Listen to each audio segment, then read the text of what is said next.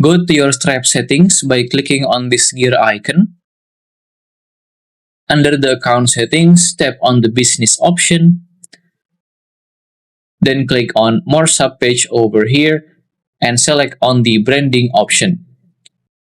On the branding page, you can start to customize the design of your Stripe checkout page.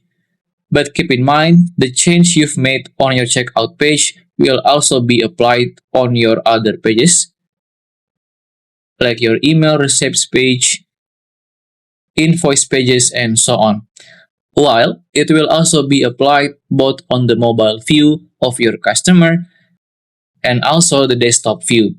So first, you may add your own icon and logo by clicking on the plus icon. The icon on Stripe is usually contain your symbol only. For example, my brand name is my Sunflower, and this is the symbol of it, just the modified word of M. Meanwhile, the logo on Stripe is usually contain your symbol with your brand name in it. Like this one, I show the full name of my brand, but feel free to only upload just your logo or just your icon.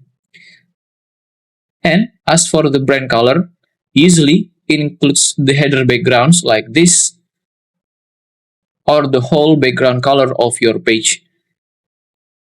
And as for the action color, usually it will only change the key call to action buttons like the pay button over here. So feel free to do some design changes. Specifically, only for the checkout page, you can actually change the font and border by clicking on this customize button over here, which will take you deeper into the checkout styling. On this page, you can then change the font and the shapes that will be used on your Stripe checkout page. And don't forget, after every changes, click on the Save Changes button at the bottom right of your screen. If you still have any question, just comment down below and I will try my best to guide and help you guys. If you find this video useful, please consider like and subscribe.